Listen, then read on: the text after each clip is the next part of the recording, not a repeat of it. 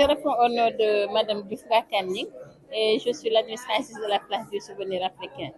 Aujourd'hui, 7 février 2025, la place du souvenir africain en partenariat avec ses partenaires qui sont Grilla, la chaire de la Renaissance africaine et l'IFAN Cheikh Anta Diop, célèbre la 39e commémoration du décès de Cheikh Anta Diop.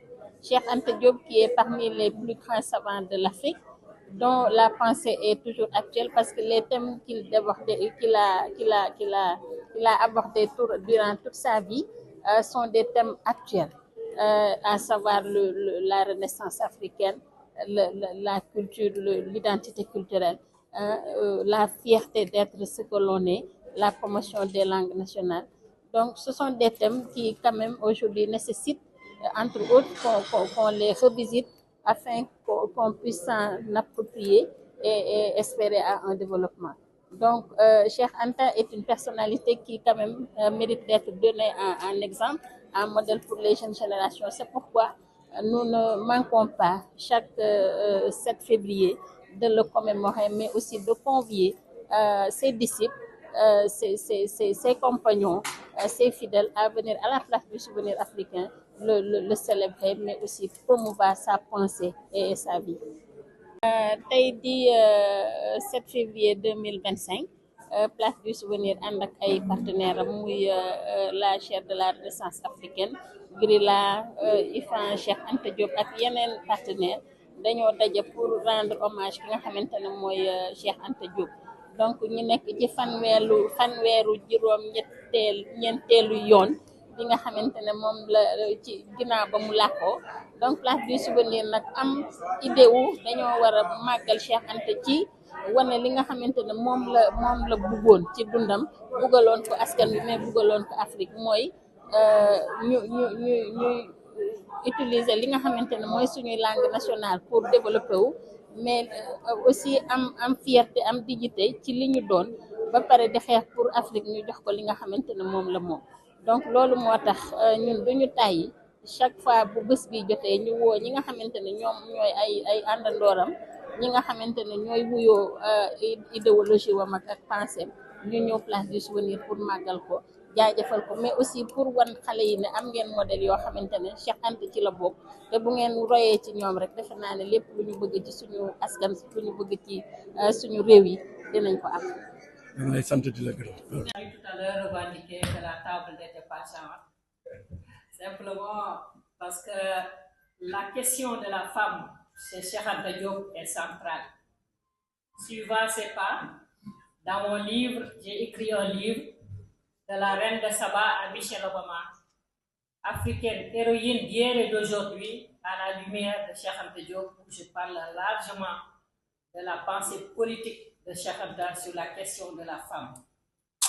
Dans le livre que j'ai écrit sur lui, une requête presque de 10 années, Awa, tu as eu la chance de côtoyer Cheikh Anta près de 10 ans. Parle-nous de l'homme. Le savoir, on le sait, c'est dans les livres, c'est dans l'internet, et nous ne savons pas qui est l'humain. C'est pourquoi j'ai écrit ce livre, Cheikh Anta Diop, l'humain derrière le savant. Et que le professeur Boubacar Diop a préfacé et postfacé par le regretté Ousseyn Bey, qui était justement un enseignant en langue nationale à l'université Cheikh Ahmadou Kane. Et dans ce livre aussi, il y a tout un chapitre consacré à Cheikh Anta, le féministe en théorie et en pratique. Cependant, aujourd'hui, c'est pas ça la question, c'est la question des langues nationales. Dans l'œuvre pluridisciplinaire de Cheikh Anta et ses idées plurielles, la question de l'enseignement des langues africaines dans le système éducatif des pays africains est centrale. Il est pourtant opportun de se demander si cette idée est utopique, comme on veut nous le faire croire, ou si elle repose vraiment sur une vision opérationnelle. Vous aurez compris que ma présentation fait suite à celle de mon frère, le professeur Boubacar Diop. Pour répondre à ce questionnement, nous nous sommes essentiellement basés sur l'ouvrage du professeur Zo Nascimento, La pensée politique de Cheikh Anta Diop, paru en 2021, et sur le document du Rassemblement national démocratique RND intitulé Le combat politique de Cheikh Anta du BMS au RND. Notons que ce combat a toujours été de sortir l'Afrique de la domination coloniale et néocoloniale, du sous-développement et de la misère, et d'assurer le développement économique et culturel, social, le développement économique, culturel et social de l'homme noir. Dès la veille des indépendances, Cheikh Anta alerte les dirigeants politiques africains de la nécessité impérieuse d'introduire les langues maternelles dans leur système éducatif. Ce, pour des raisons d'efficience tant pédagogique que culturelle. Comme le rappelle le professeur José do Nascimento, pour Cheikh Anta, je cite, « Au nom culturel est le vice de sécurité de l'impérialisme économique. Détruire les bases du premier, c'est contribuer à la suppression du second. » Cheikh Anta vous dit que l'impérialiste vous tue d'abord culturellement, avant de vous tuer et de vous dominer économiquement, de vous humilier culturellement et de vous exploiter économiquement. Fort de la conviction, comme il avait coutume de le dire, je cite, et on a rappelé cette phrase, vouloir développer un pays par une langue étrangère est un leurre ou une pure illusion.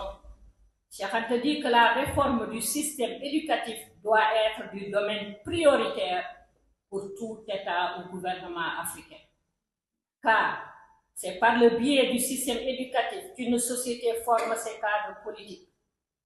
Les capitaines d'industrie, les ingénieurs, les médecins, les savants, les chercheurs, les enseignants, les artistes, les artisans, dont les compétences lui permettront de répondre aux attentes des populations et vaincre les défis. Dans le programme politique de son dernier parti, le RND, il développe l'opérationnalité de l'enseignement des langues africaines dans le cadre d'un futur État fédéral africain. Partant du principe que l'intégration africaine repose sur deux piliers, notamment la restauration de la conscience historique des peuples africains et la rénovation des langues africaines. Cheikh Anta Diop propose l'institutionnalisation des langues nationales comme langue de travail et d'enseignement. Et je suis très heureuse d'exposer cela aujourd'hui en présence du directeur du Musée des civilisations, représentant la ministre de la Culture et le secrétaire d'État à la Commission. Parce que nous avons perdu depuis 1949 jusqu'à présent. C'est beaucoup d'années perdues. Il est temps, comme disait Bouba, de revenir aux réalités. Dans cette perspective, il préconise le choix d'une principale, mais les esprits étaient encore frais. On sortait juste des indépendances et ce n'était pas encore cimenté comme aujourd'hui. Ce parce que, dit Diop, l'unité linguistique domine toute la vie nationale. Sans elle, l'unité nationale et culturelle n'est qu'illusoire, fragile. Les tiraillements culturels de la Belgique le prouvera largement. De même, lorsque les langues nationales deviendront un gagne-pain pour les citoyens, la culture nationale sera prise au sérieux et sa survie assurée, dit Cheikh Anta Diop. L'utilisation des langues maternelles comporte également un autre avantage. C'est celui de faire tomber les barrières linguistiques entre les cadres formés à l'école occidentale et le peuple. Ce faisant, comme il dit, les analphabètes d'hier seront des agents actifs de développement parce que cette personne qui était hier emmurée en elle-même pourra dès lors communiquer avec les autres par écrit. Pour ce faire, Cheikh Anta et le RND préconisent diverses mesures et dispositions. Premièrement, assurer d'abord la formation des formateurs en langue nationale africaine, comme le disait le professeur Lam tout à l'heure, en accélérant la formation des instructeurs et des professeurs chargés d'enseigner la grammaire, l'orthographe, l'expression littéraire, le raisonnement mathématique et scientifique et dans les principales langues. et c'est heureux aussi qu'on en parle aujourd'hui, où il y a un gouvernement qui se dit souverain et panafricaniste, parce que qui a des problèmes de l'emploi des jeunes. Justement, ces jeunes qui traînent dans Dakar, on peut les prendre, les former pour enseigner le Pulaar au Fouta, pour enseigner le Serer aussi, pour enseigner le Diola ou autre. De même, élaborer des manuels et des supports nécessaires à ces différentes tâches. Au cycle primaire, alphabétiser les enfants dans leur langue maternelle durant les 2 premières années, puis consacrer les 2 années suivantes à l'assimilation de la langue dite d'unification nationale, puis à la transmission des connaissances de cette langue d'unification. Parallèlement, durant les 2 dernières années, procéder à l'apprentissage des langues européennes de communication telles que le français, l'anglais et le portugais. Ces langues étrangères ne doivent pas précéder. J'entends dire on introduit l'anglais, mais d'abord les langues nationales, mais préparer les outils d'abord, la formation des formateurs et le développement des manuels. Cette alphabétisation à langue maternelle devrait commencer à 5 ans et même à 4 ans, dit Cheikh Anta Diop. Au cycle secondaire, à la première année, cette langue d'unification sera enseignée dans tous les États africains n'appartenant pas à la zone de qui la pratique, c'est-à-dire en de l'Est, enseigner le Swahili, par exemple, ici à l'Ouest. Dans une phase de transition, les manuels des différentes disciplines du cycle primaire puis du cycle secondaire, tant technique, générale et professionnelle, seraient traduits dans chaque langue nationale après la révision du contenu. Et selon le modèle de présentation, l'article de Cheikh Anta intitulé « Comment enraciner la science en Afrique ?» La page de gauche sera en anglais ou en français et la page de droite dans une langue africaine. Au 4e secondaire, les meilleurs élèves de langue, c'est-à-dire ceux et celles qui ont acquis la connaissance des 3 langues nationales, européennes et unitaires de l'Afrique noire, commenceront à apprendre au choix, soit l'égyptien ancien pharaonique, comme disait Nisri tout à l'heure, et les hiéroglyphes. Les autres élèves se consacreront dans l'apprentissage de la langue nationale et de la langue européenne aux disciplines scientifiques. Confier à une assemblée de linguistes africains et de responsables culturels sélectionnés dans tous les pays de l'Afrique au Sahara le soin de choisir une langue d'unification. Cette question est fondamentale, comme disait le professeur Lam. Il ne faut pas s'amuser avec, il faut la mettre entre les mains des spécialistes et des experts avant de s'engager dans cette voie d'introduction des langues nationales. Choisir démocratiquement et scientifiquement par les experts, cette langue sera simultanément et obligatoirement... Oui, je vais terminer, mais c'est important quand même, c'est très important parce qu'il y a un truc opérationnel développé par Cheikh Anta Diop depuis 1949 et on n'en tient pas compte, c'est un éternel recommencement, comme disait le professeur Bourdieu. Donc c'est ça que j'expose, professeur Lam, je vais terminer, parce que j'avais donné le texte, oui, s'il vous plaît. Dans chacune de ces langues sera créée une maîtrise, comptant un certificat de philologie comparée des langues nord-africaines. L'obtention des diplômes en matière de langue nationale sera aussi davantage une motivation pour les jeunes africains pour s'orienter dans. Renouvelons donc cet appel de Cheikh Anta à la jeunesse africaine où il disait « Formez-vous, armez-vous des sciences jusqu'aux dents et arrachez votre patrimoine culturel ». J'y ajouterai, mais à présent, formez-vous non seulement à travers les langues européennes et américaines, mais aussi à travers les langues nationales africaines.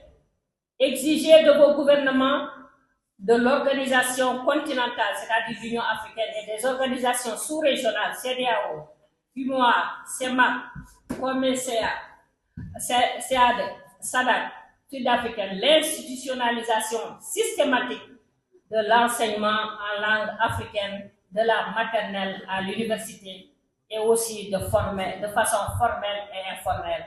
Je vous remercie de votre attention.